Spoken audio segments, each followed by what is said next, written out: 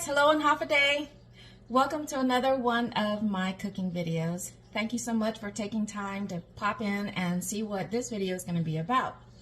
But I am going to be showing you how to make a very popular comfort food from Guam, and it is called chicken chalakiles. And you say, chicken what? But chicken chalakiles is a soup. Of course, it's going to have chicken in it, but it also has rice and a few other ingredients to make this really delicious soup for you to enjoy as is, or you can even use it. I mean, it's going to have rice in it, but you can still eat it over rice. So sit back, relax, enjoy, and let's get to cooking. So this recipe, of course, calls for diced up chicken. I do like to use the thighs, the dark meat, because they are just more moist and tender.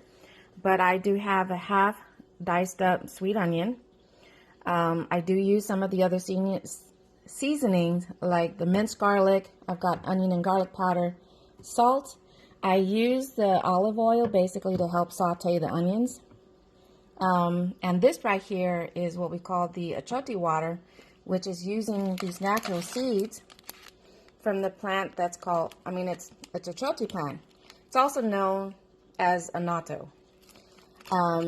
But with this one here, we just take the seeds. Once it's had a chance to soak in water, we drain the water from the seeds, or should I say separate it, and we get this. And this is what helps give color to the chalakiles. And despite cooking the chicken, I do like to add chicken broth, only because this really brings out that chicken flavor. All right, let's get to cooking. Okay, so I've already turned on my stove to about medium high to start heating it up. And from here, I'm going to go ahead and add about a tablespoon's worth of olive oil. And I will include the basic recipe in the description box of this video. I try to make sure I coat the entire bottom of the pot. Once I know that the pot is heated up, I'm going to go ahead and we'll take the onions. Let me see. Nope.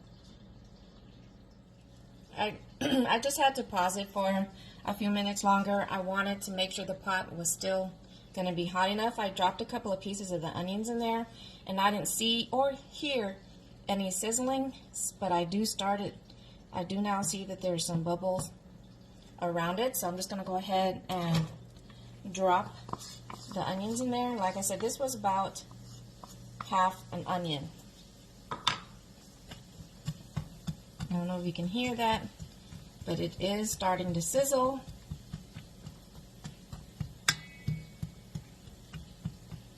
And you want to go ahead and saute this for a few minutes until it starts to become a little bit translucent.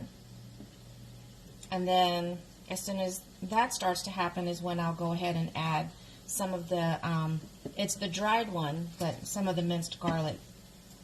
I don't want to add the minced garlic too early because I don't want it to burn. Alright, so it has been a couple of minutes since I added the onions, and I do see that it is starting to turn a little bit translucent, so I'm just going to go ahead and add a little bit of the minced garlic. You can always use fresh garlic. I know that is more flavorful that way, but of course you have that option to do so when you try making this. But for me, I just like using the dried one. So same thing, let it cook for about a minute or two.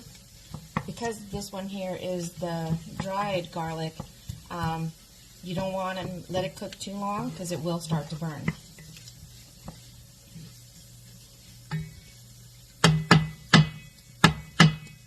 But after that's cooked for a couple of minutes, we are going to go ahead and add the chicken.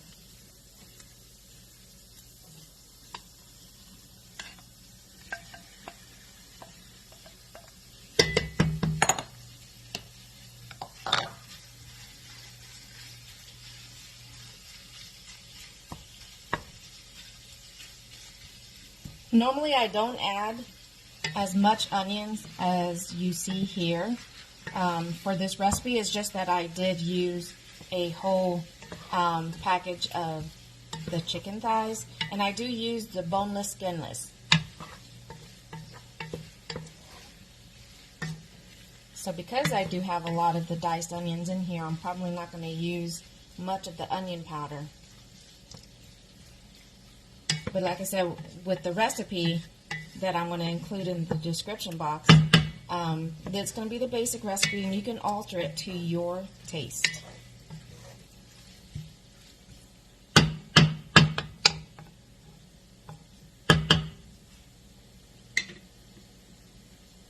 Alright, so I'm just going to let that cook for a couple of minutes to brown before I start adding more ingredients.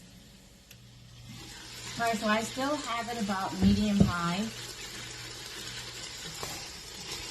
As you can see, the chicken pieces here are starting to turn white as they are slowly cooking. And from here, I'm going to go ahead and add some salt. Because we're using the chicken broth, you don't want to add too much salt. But, of course, with the chicken broth, I did get the one that has less sodium. And you'll know if you added too much or too little in reference to salt flavor as the cooking progresses and you start tasting it. But this is, I probably added only to start with about half a teaspoon. Alright, I'm going to let that cook for a few more minutes before we continue. Oh yeah, coming along nicely. But I don't know if you can see that or not. The chicken pieces are still looking a little pink. And I don't want to see too much pink in there before I add the rest of the ingredients. I mean, I know it's gonna cook further once I do add like the achote water, the chicken broth, but at least this way I can see that it is almost cooked before I add the liquids. So we'll just go ahead and let that cook for about another 2 more minutes before we add the rest of the ingredients. So I am doing the achote water here. I basically take the seeds right here, and it comes from a plant, which I'll show you a picture of it and what it looks like. But we basically pick that off the bush, and then we husk these seeds that are all on the inside of it, and we place it in water to soak for a little bit. And then from there, and growing up we didn't use gloves, so yeah, when we did this our hands were nice and red. But by soaking it in the water, it gives us that red water, or we just call it achote water.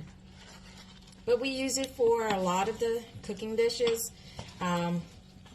Most popular is our red rice, and then of course what we're making here, which is the chicken chalakiles.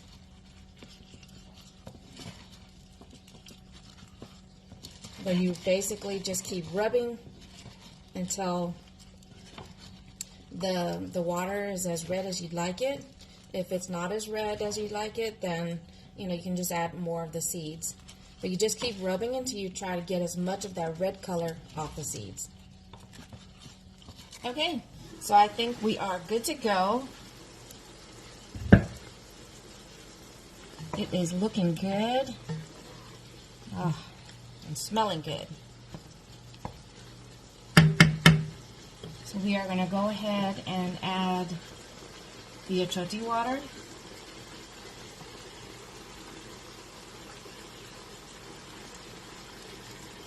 Which I basically made about a cup's worth of the achote water.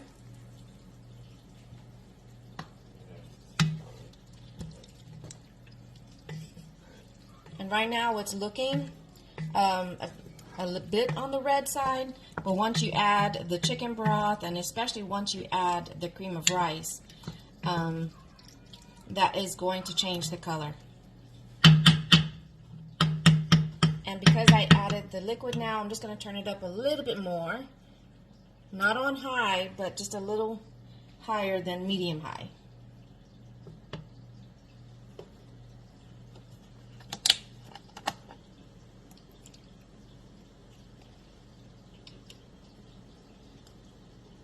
And go ahead and start off with a little bit more than half a cup on the chicken broth. Now let's just go ahead and make it a full cup to start with.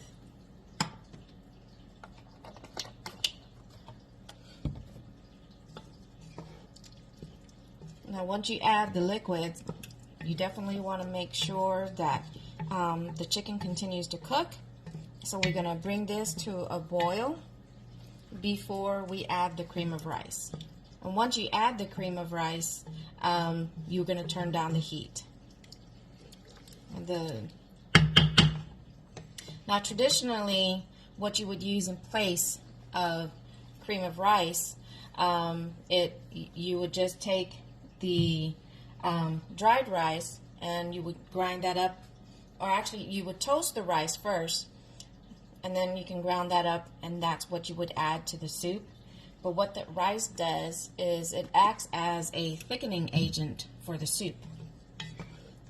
So of course, the more you add of the cream of rice, or rice if you're using the toasted rice, the thicker your soup's going to be. But if you want it to be soupy, of course, you want to reduce the amount of rice you're going to add to the soup. And because I made this extra chunky, I'm going to go ahead and add a little bit more. I added a little bit of the chicken broth to the bowl that I had the achote water sitting in. But I'm going to go ahead and add another cup of the chicken broth. And here in a little bit, it should be to the point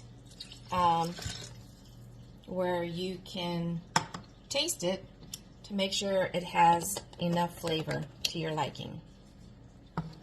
And the other thing that I forgot to point out at the start of the video is a lot of the times, and especially in Guam I don't do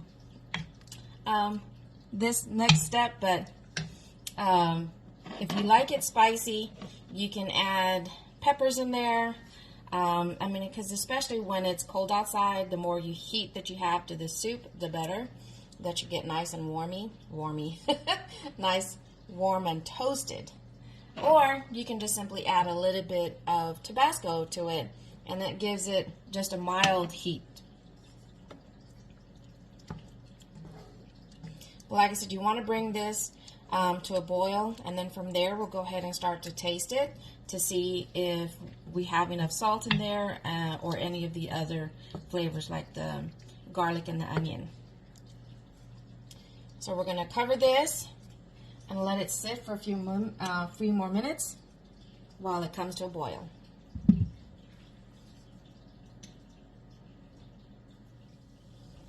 All right, so it has come to a nice boil, so I'm going to go ahead and turn that down. I have it to medium heat. I'm not sure if you can see it through all the steam here, but like I said, it still has a little bit more of that red color to it. But like I said, that's going to change once I start to add some of the cream of wheat. I'm sorry, cream of rice. And in case you missed that earlier, like I said, if you want to spice things up, you can dice up some peppers of your choice. Or if you want to keep it mild, you can just add a couple of dashes of the tabasco. Which for us, I'm not going to do that. I do mild. I mean, there are times when I add tabasco to it just for a very small kick to it. I'm going to featherweight when it comes to spice, so yeah. All right, let's go ahead and start adding the cream of rice. And I'm going to go ahead and start off with about a quarter cup. It's a little less than a quarter cup. But once you start adding, like I said, this acts as a thickening agent, and because it's still somewhat boiling in here, you want to make sure you are stirring it. Sometimes I do use a whisk, which I think I'm going to go ahead and do. It just helps to make sure that this doesn't start to clump in the soup.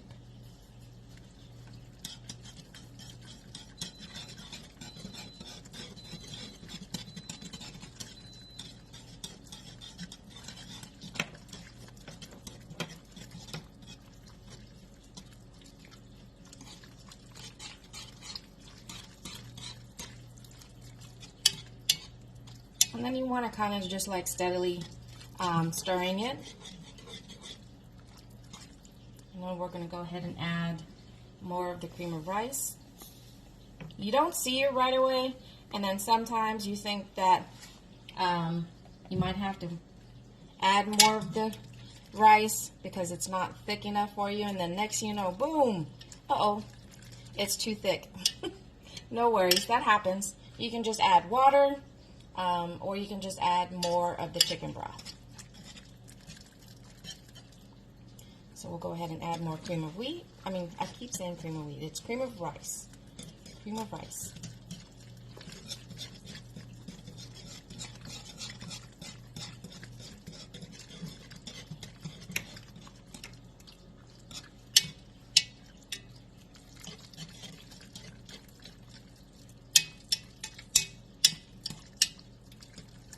So far, I've added a little less than half a cup of the cream of rice.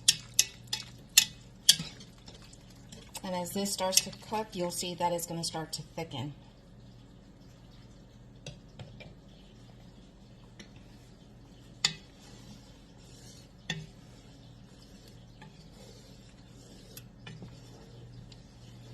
And that's the great thing with the versatility on this.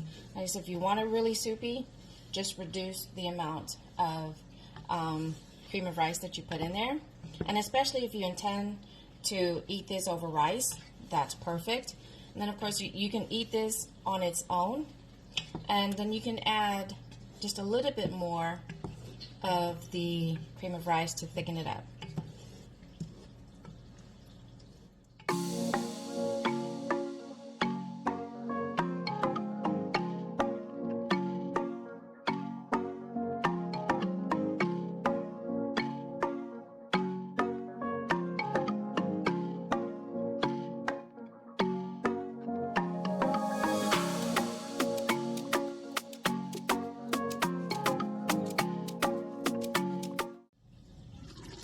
Alright, so it's been about 2 minutes. You don't want to leave it alone too long. So like I said, it will start to thicken up because of the cream of rice. And oh yeah.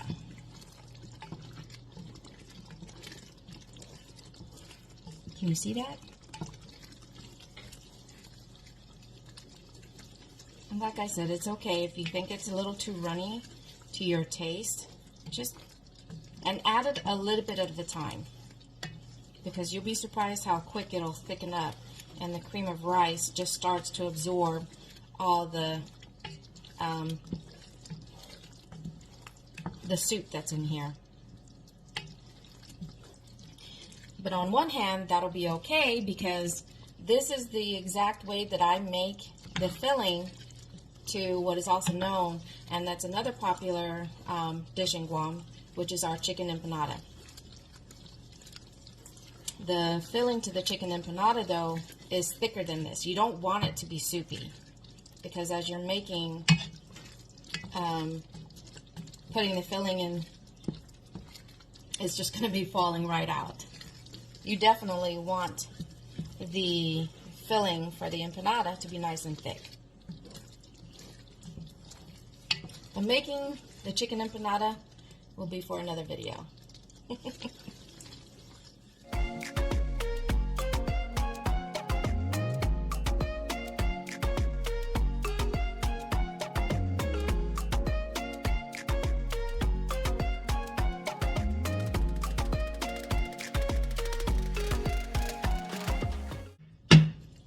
But I'm just gonna let that sit for another minute, and then it'll be all done, and then we'll be back with the finished piece.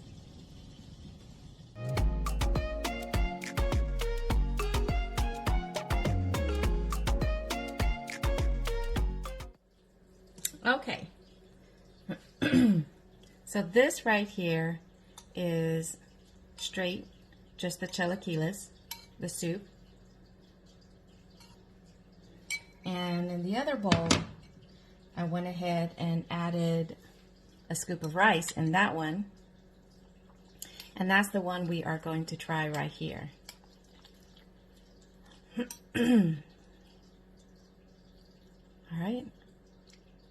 It's going to be nice and hot. Well, not spicy hot, but just hot.